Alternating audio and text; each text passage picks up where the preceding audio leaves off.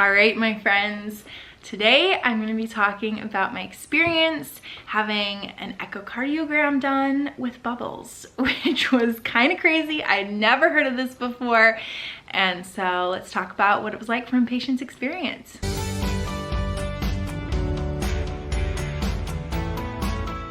So if you watched last week's video, I talked about having a cardiac MRI done the same day as this really weird echo procedure.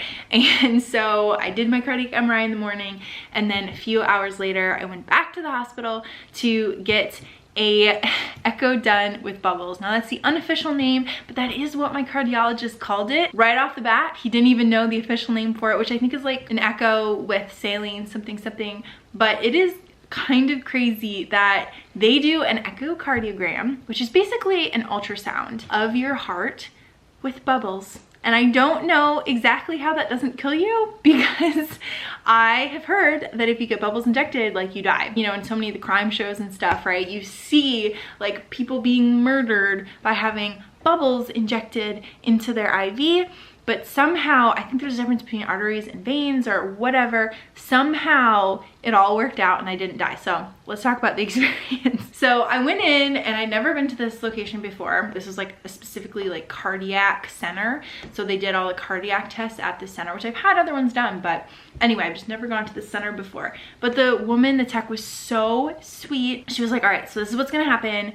We are basically gonna do a regular echo, which I've had done before. So she was like, you know what that experience is like, but we put in an IV, which I had literally just had an IV done that morning for the MRI with contrast. So I was like, okay, I just had an IV put in this arm. If we could put it in this arm, that would be great to give this arm a break. She was like, oh, it would have been so helpful if they just left it in. And then she was like, yeah, I don't think they actually could have, but yeah, they're both using like the same thing. So anyway, she said, first what we're gonna do is we're gonna put the IV into your arm, and then I do most of the echo without the IV. And then at the very end, we will have another tech come into the room because she has to do the echo while another tech does the saline bubble solution. And then she said we do a very specific test for that. So I was like, okay, cool, all good. So I was exhausted because I had gotten up for an 8 a.m. cardiac MRI. So I was really tired. She like turned the lights down low in the room. I was like, honestly, might take a nap. She was like, yeah, you wouldn't be the first person to fall asleep. But actually the first thing they did was they had me get into a gown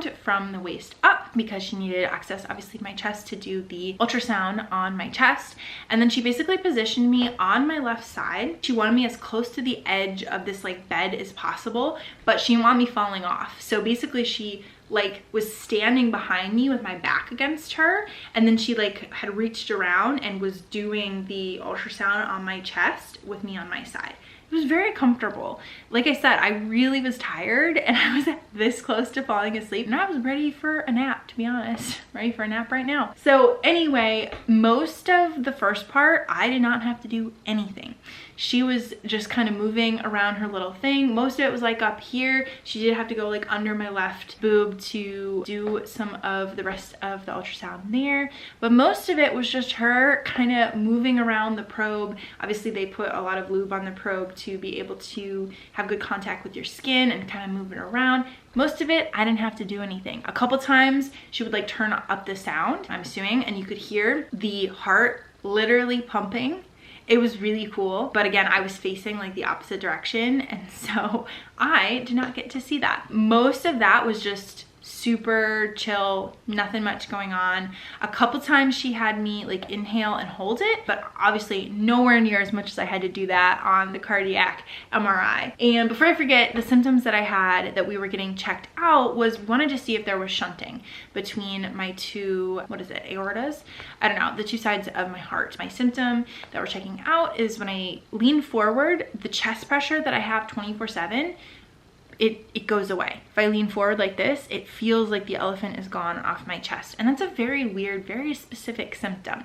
And we have not been able to figure out what it is. I did see a pulmonologist earlier this year. He did a couple tests. Like I've gotten, you know, pulmonary function tests done, a couple other tests. And he was like, yeah, I don't know what that is. So then I went to see a cardiologist, and the cardiologist had ordered the cardiac MRI and this echo with bubbles to see if there was any, this specific test was to see if there was any shunting between my heart. So that was the reason that I had come for this test. So she did that, and then I believe she said, okay, it's time to have the tech come in, and what the tech is going to do is take the IV that we have just placed, which I have an allergy to adhesive.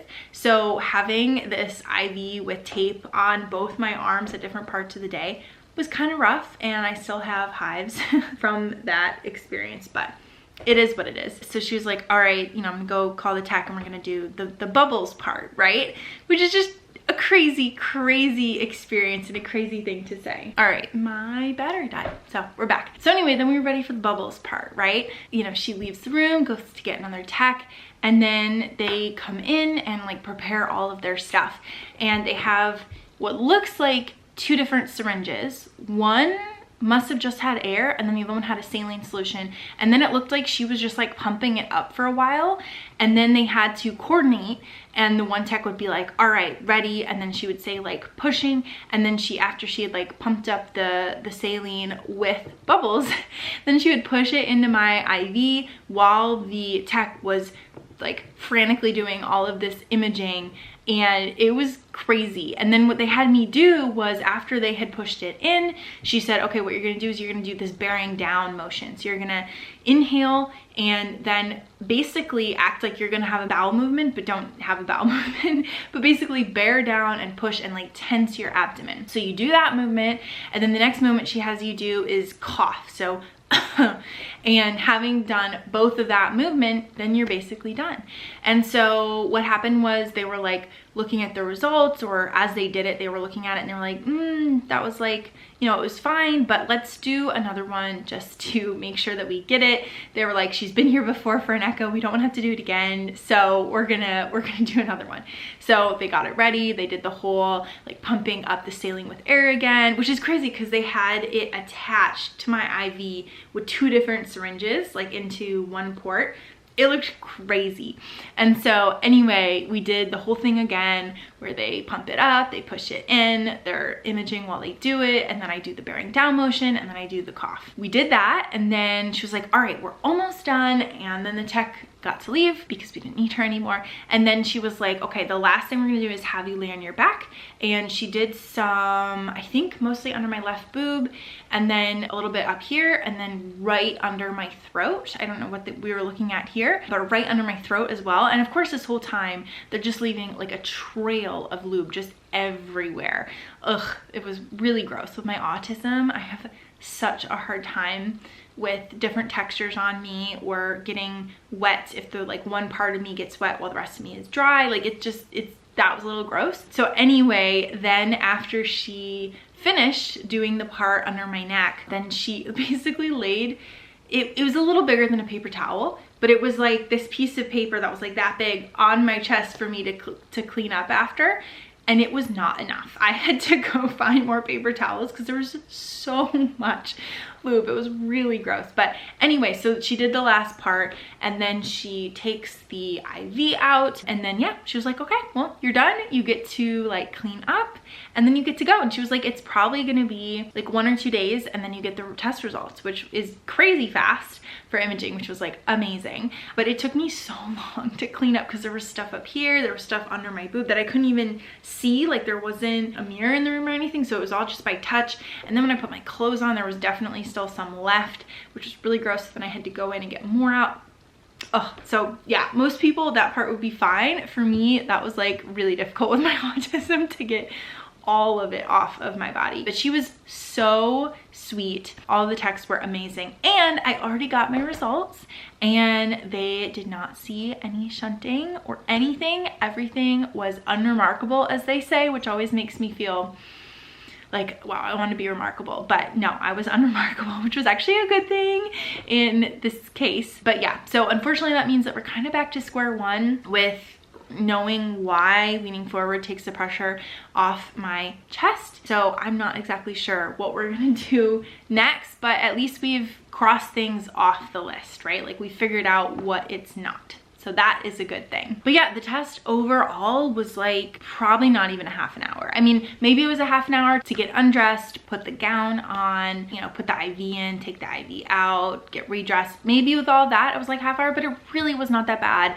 And it was just me like laying there. A couple of times, like I said, she had me inhale, hold my breath, but it was only a couple of times. So comparatively to the cardiac MRI, this was nothing. I just got to lay there and relax. But yeah, it was a very good experience. But yeah, that was the test. It was super like painless, super easy, no side effects other than my adhesive allergy. So I did have high rash after, because I think she used a lot of tape. Like the tech, when she came in and then had to take the end and kind of get it positioned for her to do the like syringy thing, she was struggling, I'm not gonna lie. So I think we used a lot more tape on this one, on this IV, than on this arm for the MRI earlier that day, but that's okay. It is what it is. I know that I just have to kind of suffer through it and have the adhesive allergy rash for several days after, but that is okay. I don't mind. Like as far as side effects go, really not that bad. But yeah, so that was my experience with an echo with bubbles. And I hope that if you have to have this procedure done, you feel better about it, because it's really not that bad. And if you have had this procedure done, let me know. Did you have any complications that I didn't have? Was it a painless procedure? Tell me your experience with it. So yeah, looking forward to hearing. All right, I will talk to you all soon, my friends. Those are probably the last testing videos I'll have done for a while. I don't have any other tests in the books coming up. It just was like crazy that I had 2 on one day. And originally this echo was scheduled for weeks ago, because usually you have an echo done first and then your insurance will cover the MRI. But I had it scheduled weeks ago, and then the tech had to reschedule. Like the tech just wasn't gonna be in that day. And so I had to reschedule, and it happened to be on the same day. In fact, hours later, after my cardiac MRI, but it all worked out. My insurance approved the MRI, and so it was all good in the end. But yeah, it was just funny, the timing, because when I went into the cardiac MRI, the tech asked me, have you had any other imaging done? Because usually they have you do an echo first. And I was like, well, actually I'm having that later today. Weird timing. So anyway, my friends, thank you for listening to my story, and I can't wait to talk to you in the next vlog.